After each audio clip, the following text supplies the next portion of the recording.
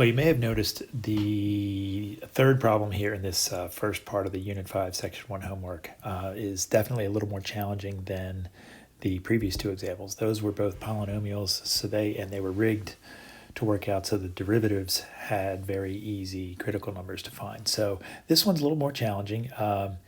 So I thought I'd walk you through this just like if we were in class, we would be able to kind of go over more challenging problems. So the first step, hopefully you realize, is that we need to take the derivative of f of x. So we're just going to use the power rule. So f prime of x is going to be 2. The derivative of 2x is just 2. And now for the negative 3x to the 2/3, we bring the 2/3 down in front and multiply that by the 3. So if you see that those two, when they multiply, it's going to be nice because the 3's are going to cancel. But we're going to drop the power by 1. So 2/3, we subtract 1 from that. And 2/3, of course, minus 3/3 is negative 1/3. So our new exponent is going to be negative 1/3. So we can rewrite that as f prime of x is 2 minus 2x to the negative 1/3. Now, had this been one of those problems where it was just a polynomial, all we would do is take this function, set it equal to 0, factor it, and go on our way, find the two or three solutions, and then those would be our critical numbers, and we make a sign chart. Well, this one's a little more challenging because our exponent is both a fraction and negative. So if we think about what that means, an exponent being raised, a value of x being raised to negative 1/3 is the same as it being in the denominator as x to the positive 1/3. So this is an equivalent form of our derivative. This guy right here is equivalent to that. And of course, a 1/3 power means a cube root. So our derivative really looks like this. Oops, that's not an x. That's not a 3. It's an x cube root. So that's our guy. That's our derivative. And what we're looking for are critical numbers. And critical numbers, remember, are values, x values, maybe put a little x values there, where the derivative, which is f prime, is either equal to 0 or, and this is the big part, f prime is undefined. And I mentioned that in the note sheet when we were going through that, but it's real important to realize what it makes a function or a derivative or anything undefined is when you have to divide by 0. So if you look at this guy, you say, okay, well, if we were going to divide by 0, it would be because this denominator right here would be 0. So a critical value for this function is going to be what would make this denominator 0. And I think everybody would be able to see that a value of x equaling 0 would make that denominator 0. So our first critical number is x equals 0. Now, we also have to think about, well, just doing what we did in the previous examples, think about 2 minus 2 over the cube root of x being equal to 0. Is there any value of x that's going to make this function equal 0? And that would be a critical number. So to solve this, the algebra is a little bit more tricky than what we did in the other examples. But I would bring this over to the other side and say 2 is equal to 2 over the cube root of x. So I just added 2 over the cube root of x to both sides. Then I would cross multiply and get 2 times the cube root of x is equal to 2. And then divide both sides by 2, and you get the cube root of x is equal to 1. And if you don't see the solution already, that it's going to be 1, you just cube both sides. Oops. And you get x is equal to 1 cubed, which of course is 1.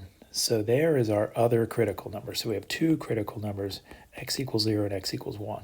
And yes, the algebra to solve that was a little trickier than it was in those polynomials, but it's still nothing that should kill you. But now that's kind of half the battle because we found the critical numbers, and that's one of the tasks that we have. And then we have to just find out whether they're maxes or mins. It's entirely possible for a critical number, that is an x value that makes the function, the derivative, either 0 or undefined.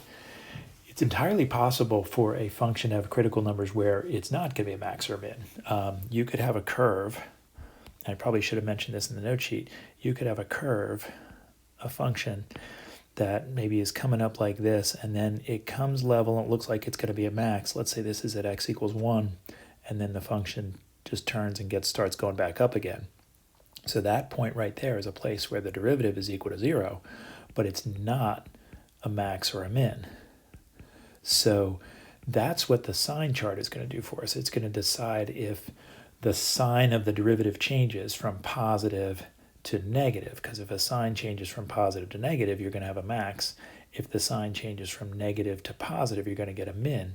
But if it doesn't change, like in this example, it went from positive and then it went positive again, that's not a max or a min. You could have a function that goes negative and then goes 0 and then has a 0 slope and then goes negative again. And because the sign of the derivative was negative before and negative after, that is not a max or a min.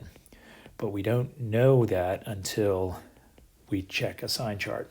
So on our sign chart, we're going to put a 0 in here and a 1 in here because there are two critical numbers. And we're going to remind ourselves that we're testing values in f prime, which means we want to have f prime handy.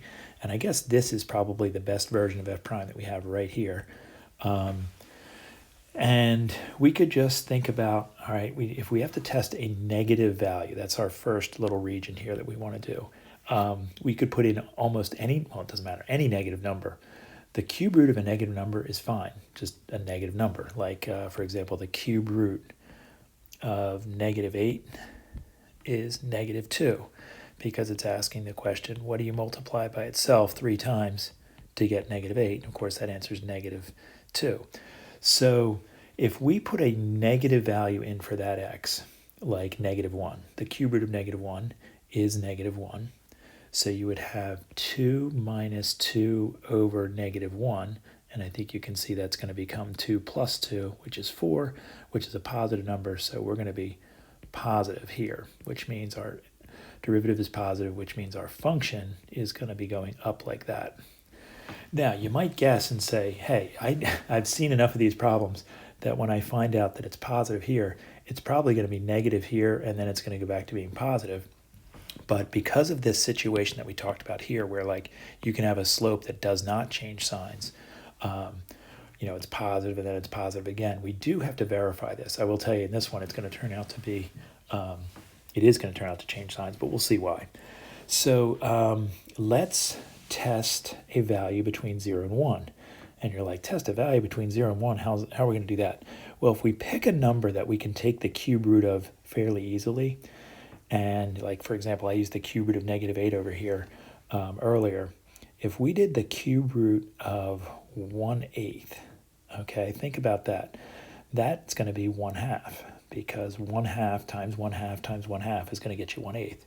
So why don't we use 1/8 as our test value in here for this interval right in here. So we're going to take our derivative and we're going to plug in 1/8 for x, and we'll see what we get.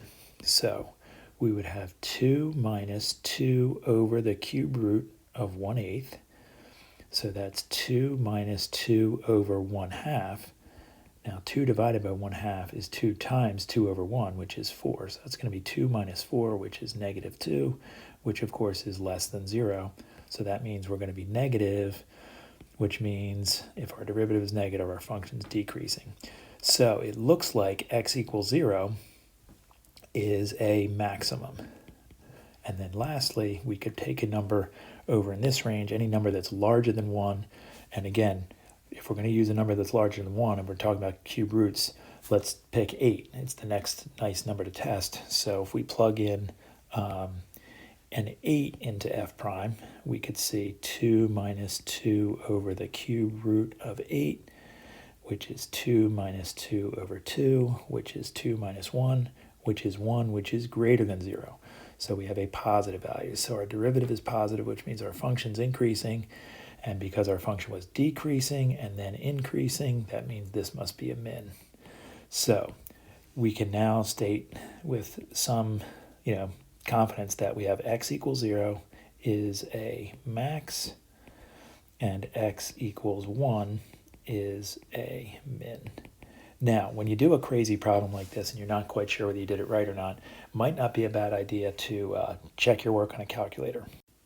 So if you were to graph this thing, if you went and graph the original function, we don't want to graph the derivative, we want to graph the original function and kind of see what it looks like, you'd find that the graph kind of comes up here and it does this sharp corner turnaround thing, then it comes down and bottoms out at 1, and then eventually it turns around and comes back up and starts going like this and goes up like that forever. So we have a minimum down here, and that is a place where the slope is 0. And we found out that originally that happens at x equals 1. That was all this work that we did. But then we also have this part right there where this graph has this sharp corner. And that's a place where the derivative is undefined. And that's what it means for a derivative to be undefined. It means you can't measure the slope. And if your graph comes to a sharp corner like that, there's no one single slope that you can describe there at a point like that. So that's a perfect example of an undefined slope, is a sharp corner on a curve. And that's what's happening at x equals 0, because the derivative has that dividing by 0 quality there. So it's nice that we realized that our work did pay off, that we got a max at x equals 0 and a min at x equals 1. This is a little bit more complicated than something you'd see in an assessment, but you would be responsible for something like this at a college level course. So there's your solution. Good luck.